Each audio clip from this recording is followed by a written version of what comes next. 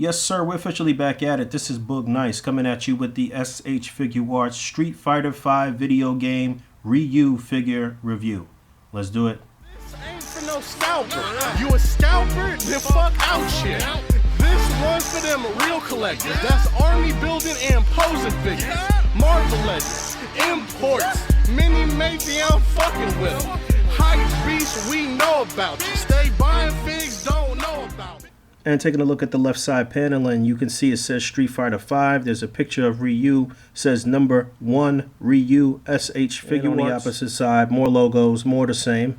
And trying to avoid the glare here, but you can see a picture of the figure. You can see the Tamashii Nations logo, the Bandai logo. You can see the figure and some of its accessories through the window of the packaging. Look at Ryu out of the package. This is SH Figuarts' very first offering from the Street Fighter franchise, Street Fighter V here.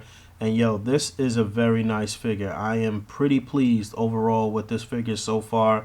Just my initial reaction, it's pretty dope. I really do like this guy. Let's look at some of the things he comes with real quick. So he comes with a couple of backdrops that you can use that I will probably never use. This looks like a mountainside or a hilltop with some sheep there.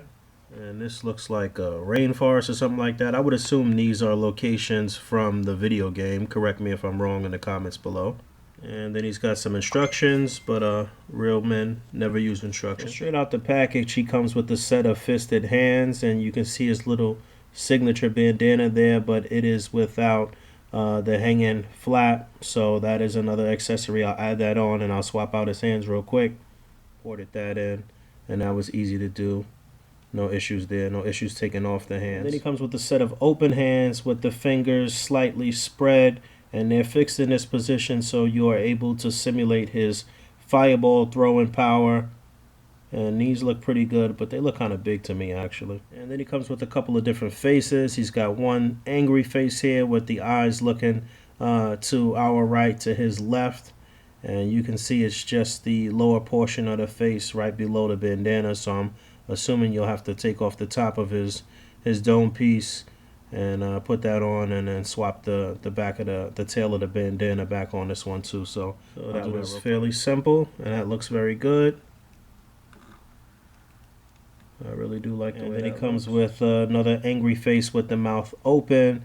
And I was not really a big fan of this face when I saw it in pictures, but seeing it in person, it's not that bad. It actually does look pretty decent, but you know, this is the face that you might use when he's actually throwing his fireball or he's cheesing the hell out of somebody. And lastly, he comes with his fireball, and this looks very good. You can see the energy sort of surging through here, where it's really concentrated here in the front. And there's a little stand that this comes with too, so you can set him up actually throwing his fireball.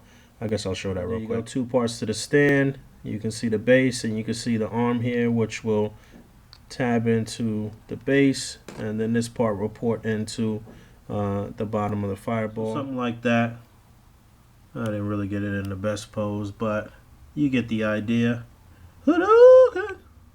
So just taking a closer look at some of the details on the figure and the deco. As far as I know, this is accurate to the Street Fighter V video game. I've never played Street Fighter V a day in my life, and you nerds can get mad at me, but I didn't pick up this figure because I'm a huge Street Fighter V fan.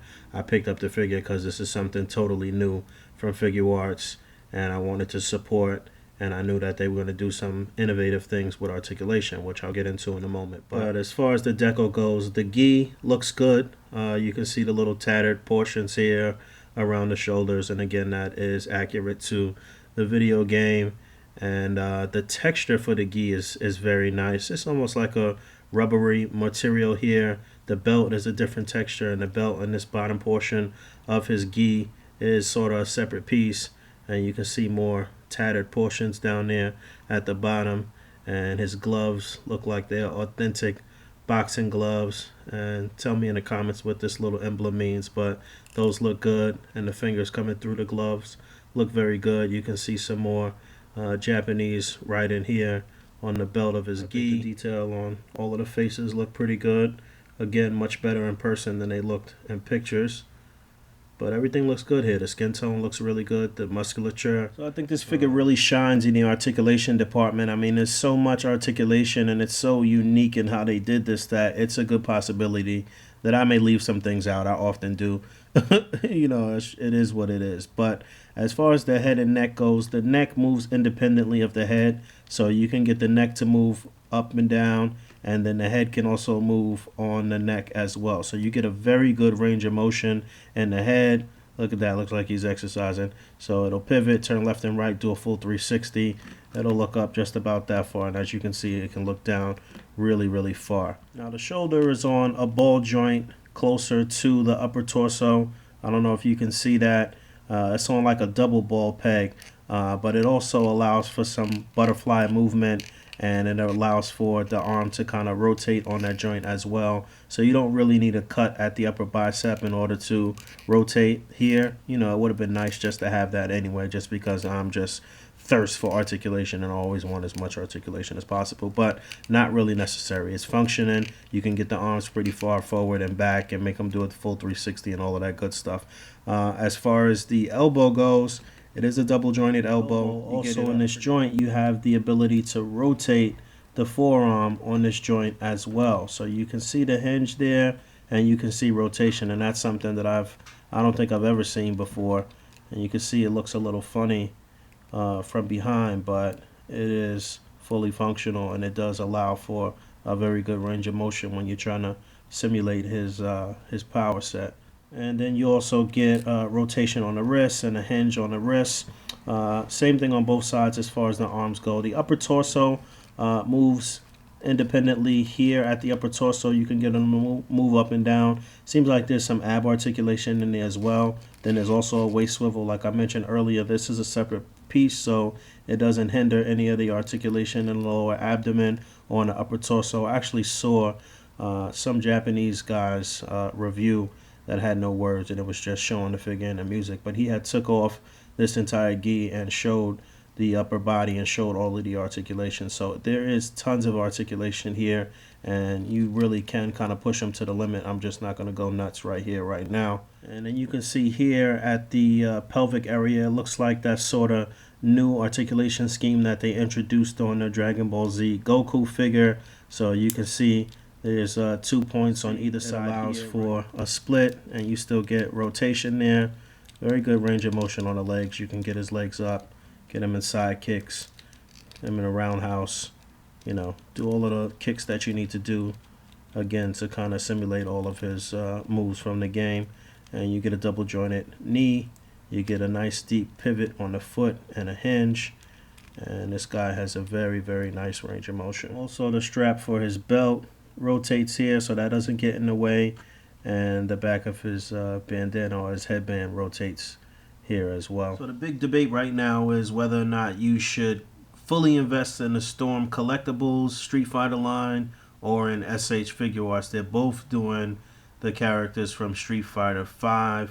Me personally, I'm going to stick with SH Figuarts for the Street Fighter figures. It's just a brand that I know and trust a bit more than Storm, and I'm not saying there's anything wrong with Storm. I do want to go ahead and grab the Mortal Kombat figures from Storm, because they are putting out nice figures. I'm not taking anything away from Storm. It's just that scale is kind of large, not really the scale that I prefer. You know, I prefer 5-inch or true 6-inch scale. Overall, I think this figure came out great. I think it's a lot of potential for the line. I did get the Chun-Li figure too, so I guess I'll be reviewing her as well. This was sort of a little impromptu review. As long as you don't get caught up on the secondary market trying to pick these up, then I would highly recommend that you at least pick up Ryu and see how you like them. It's going to cost you about maybe $45 if you get it directly from Japan. Like I said, it's going to go up maybe anywhere up to like $70 if you get it domestically or get it on the secondary market. I'm interested to see how many different sculpts they do, and if they do something a little unique when it comes to Ken, because you know Ken and Ryu have sort of similar body type, but I'm wondering if they're going to do different things with the sculpts and the articulation as they try to get you to simulate each person's special move. So I don't know if they're going to do something unique when Ken comes around, so that way you can get a real great dragon punch out of him or what. But I do like what they are doing so far with these first two offerings, Ryu and Chun-Li. But yeah, overall, very solid offering here from SH Figuarts. They off to a good start with this line. I would highly recommend that you check this guy out. Alright, until next time. Peace.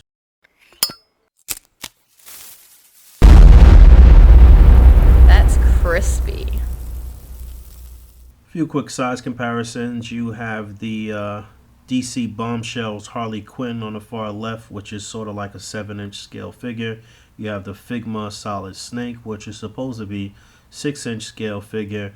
And you have the Marvel Legends Wolverine, which is also supposed to be a 6-inch scale figure. And you know Wolverine's a short guy, a little shorter than Ryu here.